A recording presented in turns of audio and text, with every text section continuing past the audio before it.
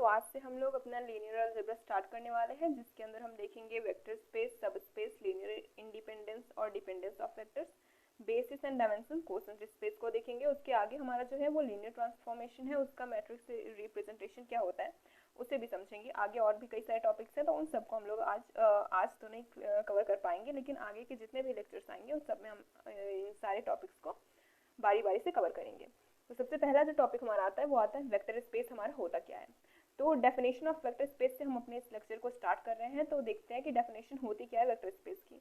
तो a vector space over a field R, जहाँ पे हमारा फील्ड क्या होगा, आर होगा। फील्ड जो हम लोग पढ़ते हैं वो अलजेब्रा में ही आता है, लेकिन मॉडर्न अलजेब्रा में आता है। तो आपका कॉन्सेप्ट वहाँ से क्लियर होना चाहिए कि फील्ड होता क्या है। तो vector space over a field are consist of a set V along with two operation. देखिए आप यहाँ पे ये समझिए कि हमारे पास कोई एक सेट है V जो दो ऑपरेशंस के साथ में है, प्लस और एक है डॉट, ठीक है। एडिशन और मल्टीप्लिकेशन दो ऑपरेशंस के साथ में है, तो उसे हम वेक्टर स्पेस कब बोलेंगे, ठीक है। तो उसके लिए इतनी सारी प्रॉपर्टीज को अगर वो फॉलो करता है तो हम उसे क्या बोलेंगे कि वो एक वेक्टर स्पेस है। तो मान लेते हैं कि यू वी डब्ल्यू जो है वो बिलोंग करते हैं हमारे किसी सेट V में। यू वी डब्ल्यू हमारे वेक्टर्स हैं, for all vectors you V W belong करते हैं हमारे सेट V में। तो हम कब बोलेंगे इस V को वेक्टर स्पेस, जब ये इन सभी कंडीशंस को क्या करेगा, सेटिस्फाई करेगा। तो पहला क्या है, पहला हमारा ये है कि सेट V जो होगा वो क्लोज्ड अंडर वेक्टर एडिशन, हमारा वेक्टर एडिशन के अंदर वो क्लोज्ड होगा। जैसे मान लेते हैं कि हमारे पास यहाँ पे कोई V वेक्टर है और W वेक्टर है, जो कि हमारा किस में बिलोंग करते हैं, हमारे सेट V में बिलोंग करते हैं। तो इनका जो एडिशन होता है होगा वो भी क्या करेगा, हमारे V में बिलोंग करेगा, ठीक है। जैसे मान लेते हैं कि 2 जो है वो बिलोंग करता है हमारा इंटीजर में, ठीक है, और 3 जो है वो भी बिलोंग करता है इंटीजर में। तो 2 + 3 ये भी बिलोंग करेगा इंटीजर में, सेट ऑफ इंटीजर्स है, ठीक है। तो जब ये भी बिलोंग करेगा, मतलब 5 always belongs to set of integers, तो 5 बिलोंग कर रहा है सेट ऑफ इंटीजर्स में। यही कॉन्सेप्ट जो है हमारा यहाँ पे भी होगा। तो इसी को हम क्लोजर कहते हैं। आपने पढ़ रखा होगा, अगर आपने ग्रुप पढ़ रखा है तो ग्रुप में हम पढ़ते हैं कि हमारे 4 प्रॉपर्टीज होती है, क्लोजर होती है, एसोसिएटिव होती है, इनवर्स होती है और आइडेंटिटी होती है, ठीक है। और अगर हम एबेलियन ग्रुप की बात करते हैं तो उसमें कॉम्यूटेटिव भी ऐड हो जाता है। तो यहाँ पे इसका जो सम होगा वो भी बिलोंग करना चाहिए हमारे किसमें, जो हमारे पास सेट V गिवन है उसमें। जैसे मैंने अभी आपको बताया कि इंटीजर्स में हमारे 1 2 3 4 आते हैं, तो वहाँ पे 2 भी बिलोंग कर रहा है 3 I में और 3 भी बिलोंग कर रहा है I में, तो उनका जो सम होगा वो भी I में बिलोंग करेगा। यही कॉन्सेप्ट यहाँ पे भी है। तो the set V is closed under vector addition that is V + W। मैंने आपको यहाँ सामने बता रखा कि U V W जो है वो हमारे V में बिलोंग कर रहे हैं, दैट मीन्स V + W इनका जो वेक्टर एडिशन होगा वो भी हमारा किस में बिलोंग करेगा, उसी सेट में। पहली प्रॉपर्टी। दूसरी, vector addition is commutative, that means अगर हम V + W करते हैं 5 आता है, और W + V करते हैं तो वो भी 5 के इक्वल आना चाहिए। जैसे उनका सम जो है वो क्या होना चाहिए, आपस में इक्वल होना चाहिए। कॉम्यूटेटिव आप समझते होंगे, ग्रुप में अगर आपने पढ़ रखा होगा अबेलियन ग्रुप में, तो उसमें हम यही करते थे, U + V = V + U, ये चीज़ करते थे। तो जैसे मान लेते हैं 2 + 3 है और यहाँ से अगर करें 3 + 2, तो ये अगेन 5 के इक्वल आएगा, तो ये कंडीशन को सेटिस्फाई करना चाहिए। मान लेते हैं कि इंटीजर्स में हमारे अगर -3 आ रहा है और हम क्या करें 2 - 3 करें, ठीक है। और यहाँ पे 2 - 3 का मतलब है 2 प्लस और -3 इज इक्वल्स टू -3 + 2, ठीक है। तो क्या आएगा, यहाँ से हमारे पास आएगा -1 और यहाँ से भी -1। तो ये भी अगेन क्या करेगा, इस कंडीशन को सेटिस्फाई कर रहा है। तब हम यहाँ पे यही चीज़ को देखेंगे कि ये जो है वो कॉम्यूटेटिव भी होना चाहिए, मतलब V + W is equals to W + V। अब वेक्टर एडिशन इज एसोसिएटिव, मतलब अगर V + W को ऐड करते हैं जो कुछ मिलेगा उसमें अगर U को ऐड करेंगे वो किसके इक्वल आना चाहिए, कि हम W + U करें और फिर उसमें V को ऐड करें, वो उसके इक्वल आना चाहिए। वही सेम चीज़ ऊपर वाली है। अब यहाँ पे ये जो कॉन्सेप्ट आ गया, ये आ गया हमारी आइडेंटिटी का कॉन्सेप्ट, ठीक है। आइडेंटिटी होनी चाहिए। हम लोग अभी तक पढ़ते आ रहे हैं क्या कि अक्सर हम देखते हैं कि जो हमारी आइडेंटिटी होती है वो 0 होती है for in case of addition. Addition के केस में जो हमारी आइडेंटिटी होती है वो अगेन क्या होती है, हमेशा वो 0 होती है। 0 हम लेके चलते हैं, क्योंकि अगर हमारे पास कोई A गिवन है, कोई A जो हमारा क्या करता है, बिलोंग करता है किसी सेट में, और अगर हम उसमें 0 को ऐड करते हैं तो अगेन हमें वही चीज़ मिलती है। और आइडेंटिटी का मतलब ही वही होता है कि हमें वही चीज़ मिलनी चाहिए। आइडेंटिटी का मतलब क्या होता है कि अगर हम उसमें किसी ऐसे नंबर को ऐड करें जिससे हमें अगेन वही नंबर मिल जाए, तो उसी को हम आइडेंटिटी, ये 0 है तो ये आइडेंटिटी होगा। प्रोडक्ट के केस में हम क्या लेते हैं, 1 को लेते हैं। प्रोडक्ट के केस में जो आइडेंटिटी होती है हमारी वो 1 होती है, क्योंकि A में अगर 1 का प्रोडक्ट करेंगे तो अगेन A मिलेगा हमको, ठीक है। तो वही चीज़ यहाँ पे बोला गया।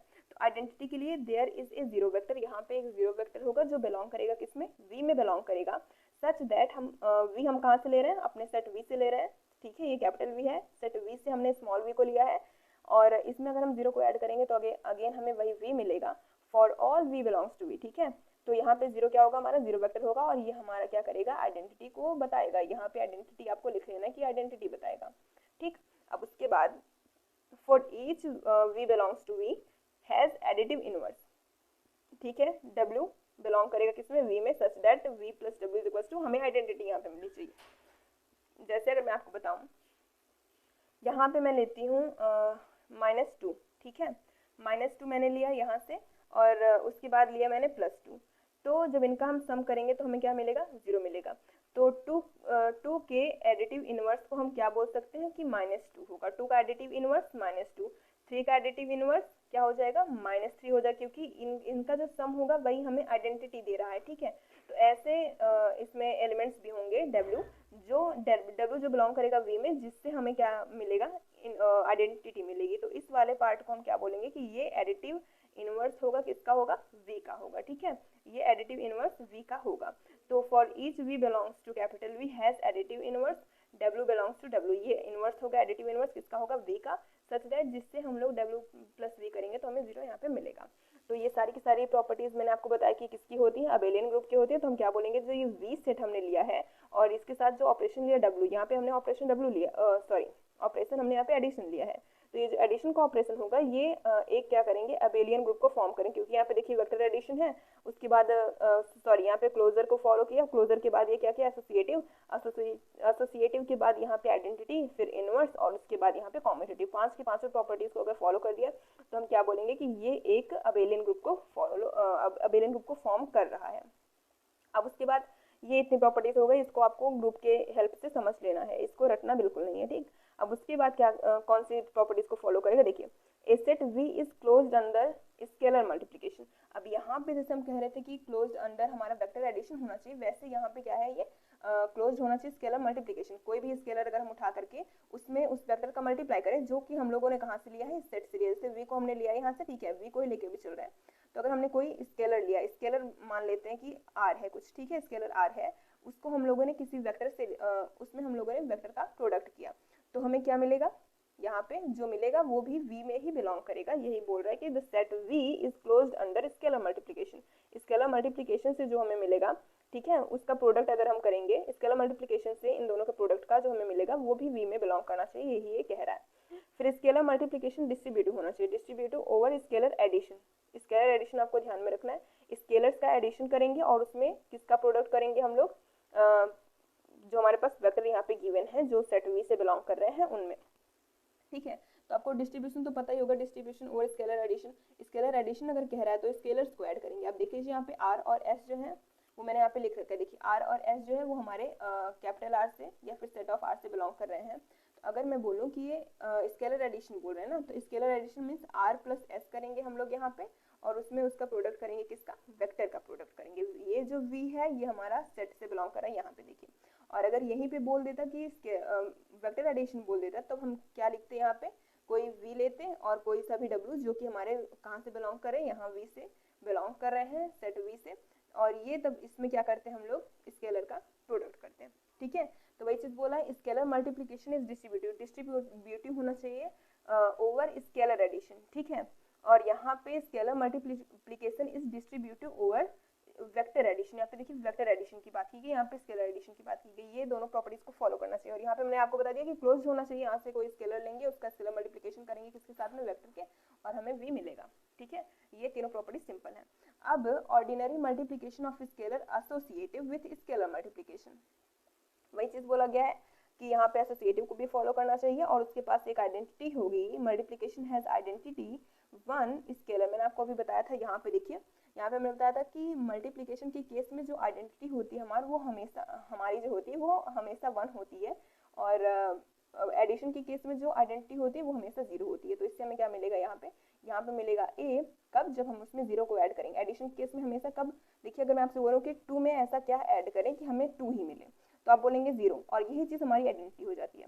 और अगर हम बोलें कि 2 में ऐसा क्या ऐड करें कि हमें 0 मिले, 0 जो कि हमारी आइडेंटिटी होती है, तो 0 मिले हमें, तो हम क्या बोलेंगे -2। तो ये क्या हो जाता है, हमारा इनवर्स हो जाता है। ठीक, तो ये वही चीज़ मैं कह रही थी कि मल्टीप्लिकेशन के केस में क्या होता है, 1 हमारी आइडेंटिटी होती है और एडिशन के केस में 0 हमारी आइडेंटिटी यहाँ पे होती है। ठीक, तो इतनी सारी प्रॉपर्टीज को अगर कोई भी वेक्टर कोई भी सेट अगर फॉलो करता है, किसके साथ में, 2 ऑपरेशंस के साथ में, या फिर यहाँ पे एडिशन है और डॉट प्रोडक्ट, इनके साथ में अगर कोई भी सेट जो है वो इन सारी कंडीशंस को सेटिस्फाई करता है, तो हम क्या बोलेंगे कि वो एक वेक्टर स्पेस है। अब इसके बाद देखते हैं कि सब स्पेस क्या होता है। ओके, अब हम लोग देखेंगे कि सब स्पेस एंड स्पैनिंग सेट क्या होते हैं। स्पैनिंग सेट और सब स्पेस, स्पैनिंग को समझने से पहले हम लोग क्या बोलते हैं, लीनियर कॉम्बिनेशन को समझेंगे। तो पहले देखते हैं कि सब स्पेस क्या होता है। तो फॉर एनी वेक्टर स्पेस, कोई भी वेक्टर स्पेस मान लेते हैं हमारे पास कैपिटल V है, तो ए सब स्पेस इज ए सबसेट। ये जो सब स्पेस होता है ये एक सबसेट होता है that is itself a vector space. मान लेते हैं कि जैसे हमारे पास कोई U V W X Y Z, ठीक है, ये हमारे V में बिलोंग करते हैं, ये सभी क्या है, वेक्टर्स हैं, ये सब हमारे क्या करते हैं, V में बिलोंग करते हैं। ओके, अब इसके बाद अगर मैं एक कोई दूसरा सेट लेती हूँ, मान लेती हूँ कि X है, ठीक है, कैपिटल X, और इसमें बिलोंग करते हैं मेरे U V और Z। ठीक, ये तीनों क्या करते हैं, इसमें बिलोंग करते हैं कैपिटल X में। तो मैं क्या कह सकती हूँ कि ये जो है ये इसका सबसेट है। देखने में पता चल रहा है कि जो X है ये इसका सबसेट है, लेकिन कब तक हम इसे सब स्पेस नहीं बोलेंगे, जब तक ये सभी वेक्टर स्पेस की कंडीशंस को सेटिस्फाई नहीं कर देता। मतलब V और प्लस के साथ में जब तक ये अबेलियन ग्रुप को फॉर्म नहीं करता है, मतलब V नहीं बोल सकते, यहाँ पे X लिए ना, तो ये X और प्लस जब तक ये क्या बोलते हैं, अबेलियन ग्रुप को फॉर्म नहीं करते, और उसके बाद जो हमारी डिस्ट्रीब्यूटिव प्रॉपर्टीज हैं और मल्टीप्लिकेशन का जो आइडेंटिटी होता है, ये सब जब फॉलो नहीं करता, तब तक हम इसे क्या बोलते हैं, सब स्पेस नहीं बोल सकते।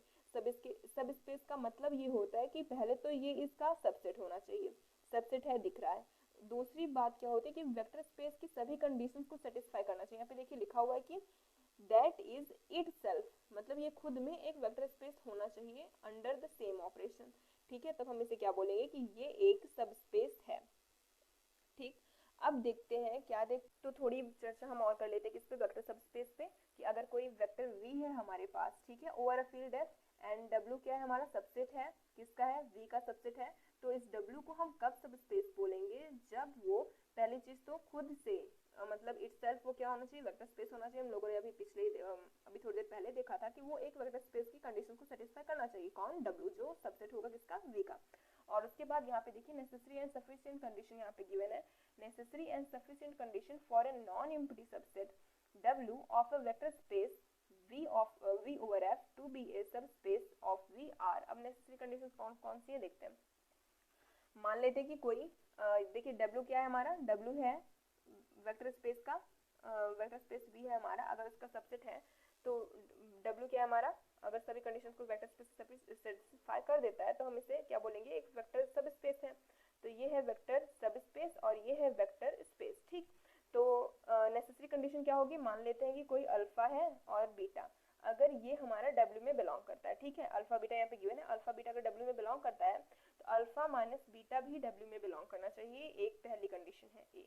ठीक, अब दूसरी कंडीशन अगर मान लेते हैं कि कोई ए है जो कि हमारा फील्ड, जो फील्ड हम लेके चले थे vector space over a field S, अगर कोई ए जो है वो हमारे फील्ड में बिलोंग कर रहा है और अल्फा जो है वो हमारा W में बिलोंग कर रहा है, तो इनका जो प्रोडक्ट होगा ए इंटू एफ, ये भी W में बिलोंग करना चाहिए। ठीक है, ए इंटू अल्फा, सॉरी अल्फा है ना, तो एफ कहाँ आ गया, तो ए इंटू एफ अल्फा जो है ये भी हमारा W में बिलोंग करना चाहिए। ठीक है, तो पहली कंडीशन ये दोनों कंडीशन किसकी हैं, वेक्टर सब स्पेस की नेसेसरी कंडीशन है, कि अगर हमारे पास अल्फा गिवन है W में और बीटा गिवन है W में, तो इनका जो क्या बोलते हैं इसका सब्ट्रैक्शन है वो भी W में बिलोंग करना चाहिए। और दूसरी चीज है अल्फा अगर बिलोंग कर रहा है F में और ए बिलोंग कर रहा है, कोई स्केलर है जो F में बिलोंग कर रहा है और ये कोई वेक्टर है जो हमारा W में बिलोंग कर रहा है, तो इनका जो प्रोडक्ट होगा वो स्केलर मल्टीप्लिकेशन इनका भी W में बिलोंग करना चाहिए, नेसेसरी कंडीशन यहाँ पे गिवन है।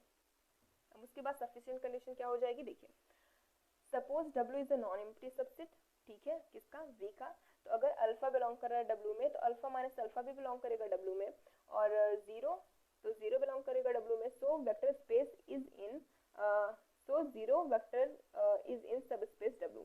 तो 0 जो है वो हमारा सब स्पेस में किसके, W के सब स्पेस में क्या करेगा, सब स्पेस जो W है हमारा उसमें क्या करेगा, लाई करेगा।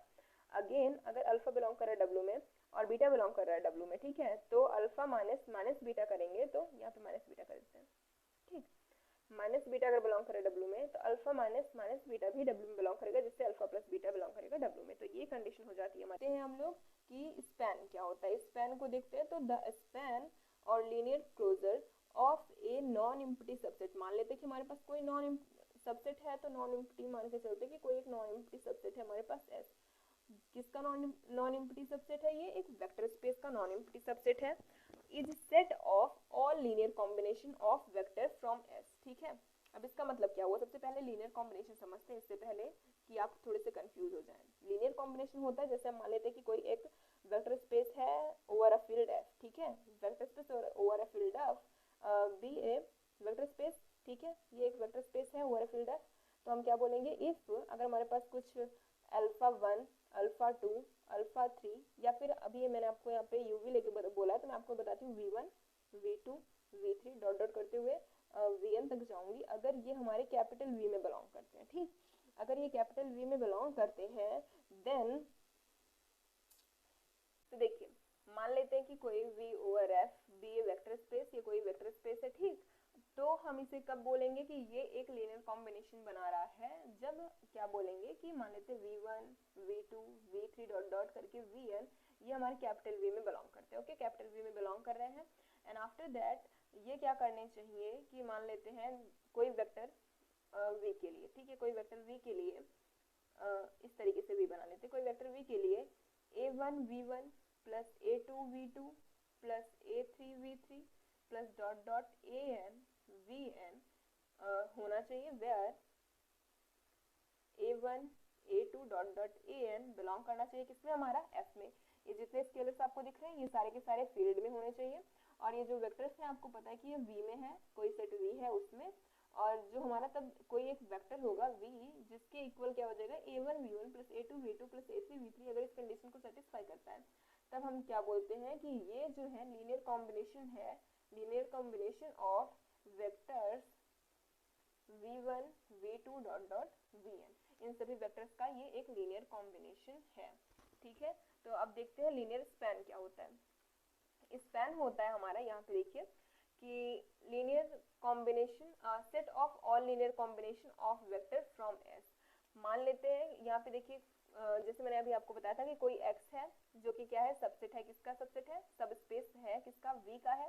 तो अगर इस सब स्पेस के जितने भी एलिमेंट्स यहाँ पे आपको दिख रहे हैं, इस सब स्पेस के जितने भी एलिमेंट्स यहाँ पे दिख रहे हैं, अगर उन सब के साथ में इन सब का अगर हम एक सेट ले लें, ठीक है, अगर ये क्या बोलते हैं, ये सभी लीनियर कॉम्बिनेशन करते हैं, लीनियर कॉम्बिनेशन ये कर रहे हैं, ये तीनों के तीनों जितने भी इसमें गिवन है U V Z, अगर ये लीनियर कॉम्बिनेशन करते हैं तो इन तीनों के लीनियर कॉम्बिनेशन का जो सम होगा, ठीक है, ये देखिए सेट, इनका जो सेट होगा, set of all linear combination of vector space from S, तो हम उसे क्या बोलेंगे कि ये जो है हमारा स्पैन होगा, ठीक।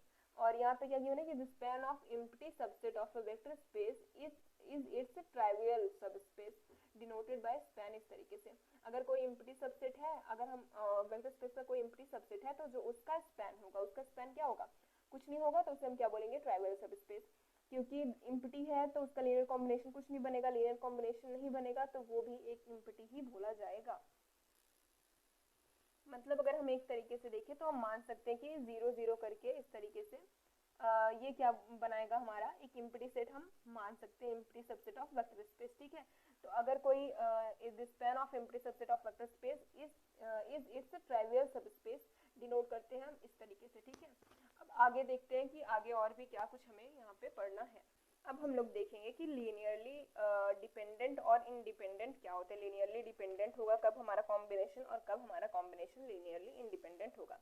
तो जैसे भी मैंने आपको बताया था, यहाँ पे देखिए मैंने SI करके लिख रखा है, ठीक है, ले लेते हैं। SI कोई वेक्टर है जिसका लीनियर कॉम्बिनेशन किस तरीके से है, C0 S0 plus C1 S1 plus C2 S2 इस तरीके से करके गया हुआ है, ठीक है।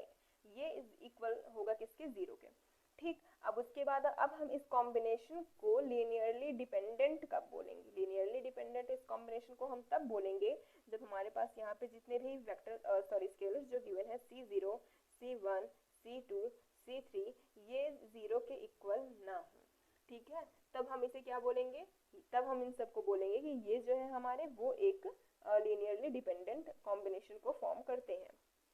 अब लीनियरली इंडिपेंडेंट की अगर बात की जाए, लीनियरली इंडिपेंडेंट के लिए हम क्या करेंगे, यहाँ पे जो C0 होगा, ये जितने भी ये स्केलर्स हैं, क्या है, ये स्केलर्स हैं, ठीक है, तो ये जो स्केलर्स हैं हमारे, ये 0 के जब इक्वल हो जाए, C0 is equal to C1 is equal to C2 is equal to C3, ये डॉट डॉट करके Cn इज इक्वल टू किसके हो जाए, 0 के, तो जब ये सारे के सारे 0 के इक्वल हो जाएंगे, देन हम क्या बोलेंगे कि ये जो हमारा कॉम्बिनेशन फॉर्म हो रहा है वो लीनियरली इंडिपेंडेंट कॉम्बिनेशन फॉर्म हो रहा है।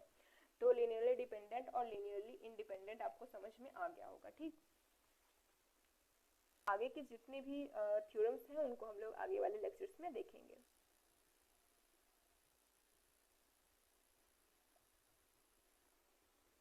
तो स्टूडेंट्स, आज की वीडियो में बस अभी यहीं पे हम क्या करते हैं, इस वीडियो की एंडिंग करते हैं। तो अगर आपको ये वीडियो अच्छी लगती है तो लाइक करिएगा, अपने फ्रेंड ग्रुप में शेयर करना मत भूलिएगा, and subscribe for more videos. Thanks for watching.